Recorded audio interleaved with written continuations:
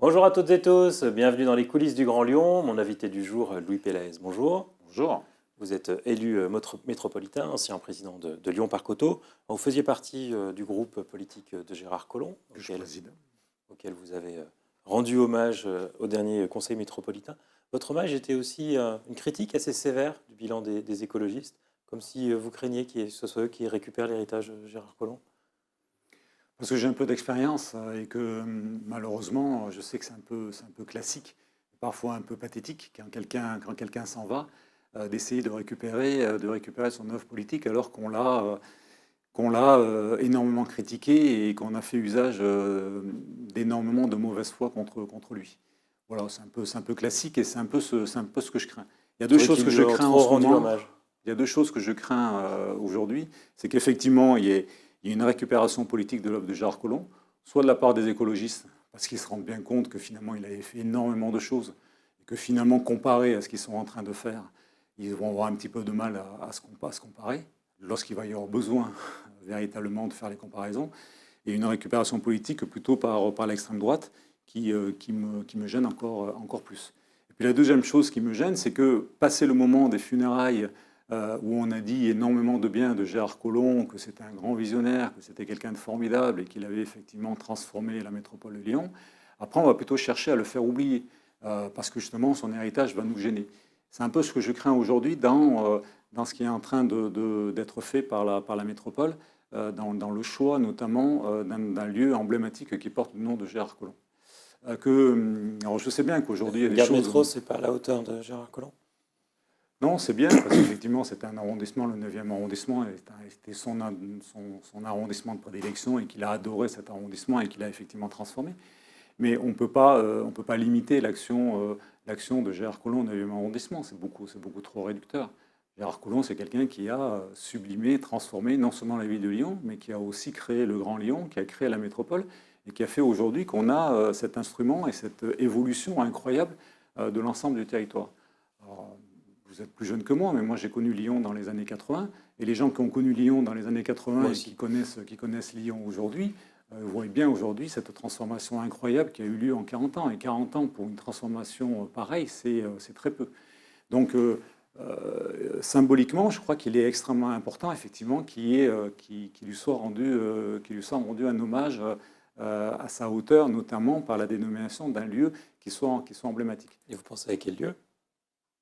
Eh ben, on pense par exemple à la gare de la Part-Dieu, parce que c'est un endroit qui, non seulement la Part-Dieu est un endroit qui est assez emblématique de l'action de Gérard Collomb au travers de l'attractivité et de la vision qu'il avait de la métropole, mais c'est aussi C'est parce pas que lui c'est qui un a amené la lieu. gare de la Part-Dieu. Non, mais c'est un lieu qui dépasse l'arrondissement, qui dépasse la ville, qui dépasse même la métropole, et donc ça serait, me semble-t-il, à la hauteur.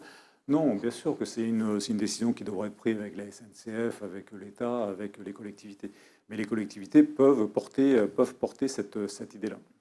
Mais ça peut être d'autres lieux. On est ici à la Confluence, ça peut être les Berges du Rhône.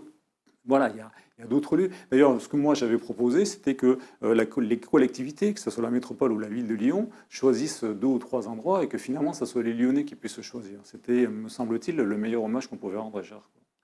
Alors, vous avez dit, on est déjà à mi-mandat.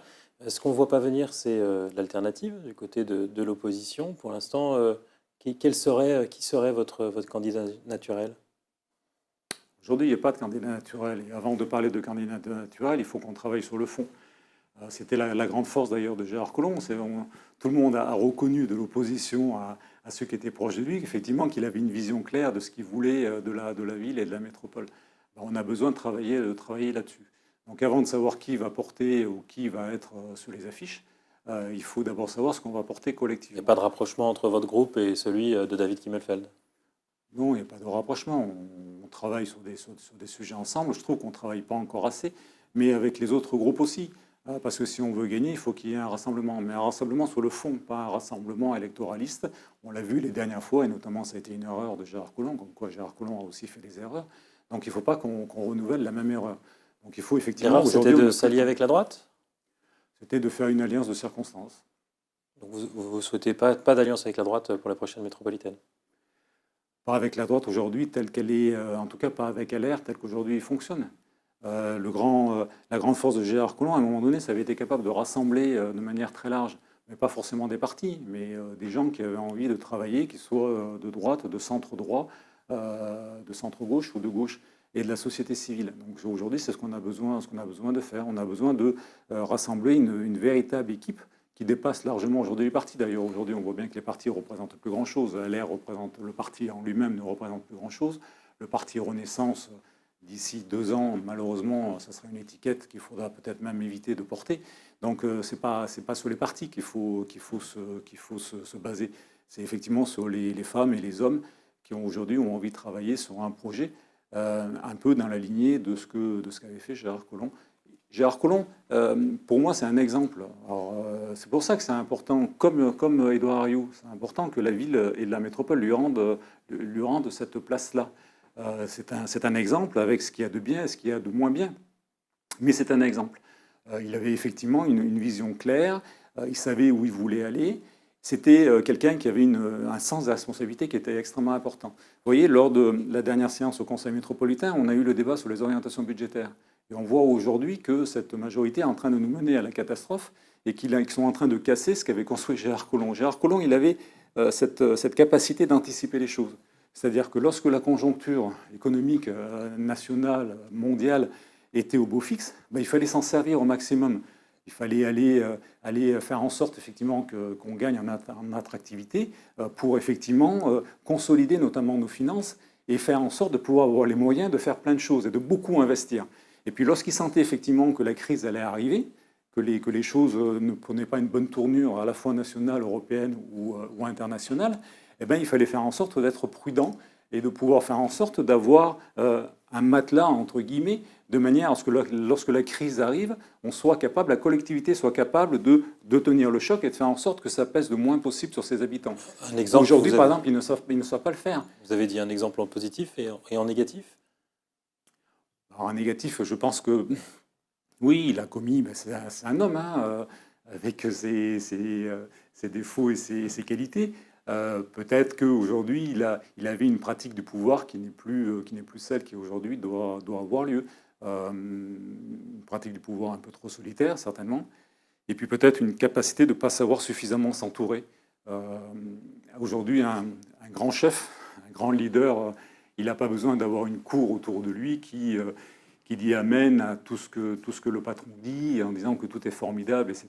Parce que la seule chose qu'ils ont envie, c'est qu'ils puissent leur permettre d'accéder à des postes.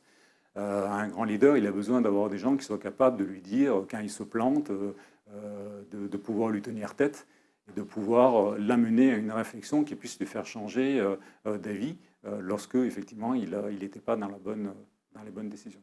Vous l'avez dit tout à l'heure, vous êtes président de ce qui était son groupe. Ça veut dire que vous pourrez avoir des ambitions, vous, pour les prochaines métropolitaines? Moi, j'ai toujours été très lucide sur mes capacités, et notamment mes capacités de rassemblement. Donc aujourd'hui, comme il n'y a pas de leader, tout le monde peut être leader. C'est-à-dire que si j'ai un rôle à jouer, je le jouerai. Mais en tout cas, moi, je ne me lève pas tous les matins en me rasant, en me disant que je veux être le prochain maire ou le prochain président de la métropole. Je suis suffisamment lucide pour savoir qu'aujourd'hui, personne n'a cette capacité-là à pouvoir le dire, et qu'il faut d'abord qu'on travaille sur le fond, et une fois qu'on aura travaillé sur le fond, on verra qui est capable de porter ce projet. Le leader naturel de votre camp, ce n'est pas David Kimmelfeld? Aujourd'hui, il n'y a pas de leader naturel. Juste un mot sur Lyon Parc Auto, vous avez présidé, qui est aujourd'hui présidé par Fabien Bagnon. Comment vous le voyez évoluer? On a voté à la métropole cette semaine le développement de l'autopartage dans l'ensemble de l'agglomération. C'est un service public, donc est-ce que c'est un développement qui était souhaitable? Oui, c'est une très bonne chose. C'est-à-dire qu'il faut être capable de dire ce qui est bien et ce qui n'est pas bien. Et quand quelque chose est bien, il faut effectivement le dire. C'est pas moi qui ai lancé l'autopartage à Lyon, hein. L'autopartage existait bien avant que j'arrive à la tête de LPA, mais en tout cas j'ai largement contribué à développer l'autopartage de manière importante. Moi, quand j'étais parti, j'avais signé des bons de commande effectivement pour augmenter de manière très importante la flotte d'autopartage. Là, ils sont allés encore plus loin. Le KTPT est passé à 400 voitures, et là l'idée c'est de passer à 3000. Là, c'est l'idée de passer à 3000 sur l'ensemble de la métropole. Chose que pour l'instant, même si on y travaillait dessus, on On n'y était pas à l'époque. Mais les choses ne se font pas en quelques mois et en quelques années. Donc c'est une très bonne évolution. Moi, j'ai aucun problème là-dessus. Il faut effectivement diminuer la part modale de la voiture. Et c'est là où on voit qu'on a vraiment besoin de développer l'autopartage, quand on regarde les chiffres, mais les réels chiffres. Aujourd'hui, les Verts n'arrêtent pas de nous dire qu'il y a moins de voitures qui sont en train de réussir leur coup et que la progression du vélo est en train d'exploser. Quand on regarde les chiffres, les vrais chiffres, et il suffit de regarder le rapport sur la résilience qu'ils ont présenté lors du débat sur l'orientation budgétaire. C'est un document qui est obligatoire, un document qu'ils avaient oublié de faire en 2021-2022. Un document qui est obligatoire, c'est leur chiffre à eux qui dit que depuis 2015 jusqu'à maintenant, la part modale de la voiture a augmenté de 8%, pour passer de 42 à 50%. Elle est montée jusqu'en 2019, elle a rebaissé depuis. Ouais, mais aujourd'hui, elle n'est pas en train de diminuer. La part modale du vélo n'a augmenté que de 4%. Donc c'est bien, mais c'est pas suffisant. Donc ça montre bien qu'il faut aller encore beaucoup plus loin et qu'il faut être encore plus efficace. Donc là, il y a une bonne action sur l'autopartage, tant mieux. Va se poser la question du financement, parce que là, pour l'instant, ils n'ont pas parlé de comment ils allaient financer cela. On sait que l'autopartage est déficitaire. Je le sais, je peux en parler, puisque je l'ai vécu. Et porter effectivement l'autopartage de manière aussi importante, c'est une très bonne ambition, mais il va falloir être capable d'assumer financièrement derrière. Et pour l'instant, moi, je n'ai pas de réponse là-dessus. Mais en tout cas, on va dans la bonne direction. Et juste pour finir sur l'autopartage, j'ai privilégié un autopartage en station. Vous, à l'époque, il y avait aussi les YES, des voitures qu'on pouvait laisser. Oui, mais c'était les deux. C'était aussi une manière d'amener une partie de la population, notamment les plus jeunes, à l'autopartage. Voilà. La difficulté qu'on avait, c'est que l'autopartage était surtout utilisé par des gens un peu plus âgés. Et que ce qu'on voulait, c'était cibler les plus jeunes. Et une manière de cibler les plus jeunes était effectivement l'autopartage en free floating. Donc, c'était une manière de les amener vers l'autopartage classique. Donc je pense qu'en ça, on a réussi. Moi, je trouve qu'on arrête trop tôt. Je pense que ça aurait mérité de le continuer encore. On nous explique que oui, mais il y a les opérateurs privés qui vont continuer à le faire. Je trouve dommage de laisser ça uniquement aux opérateurs privés. L'autopartage, ça doit d'abord être un service public. Le jour où il faut qu'il y ait des partenariats publics-privés. Mais en tout cas, aujourd'hui, tant qu'il n'y a pas un modèle économique qui soit suffisamment fort, il faut que ça soit porté par le service public. Donc je trouve ça un peu dommage de laisser le free floating uniquement aux opérateurs privés. Louis Pélaez, je vous remercie. Je vous en prie. Et puis moi, je vous dis à demain pour une nouvelle émission des coulisses du Grand Lyon.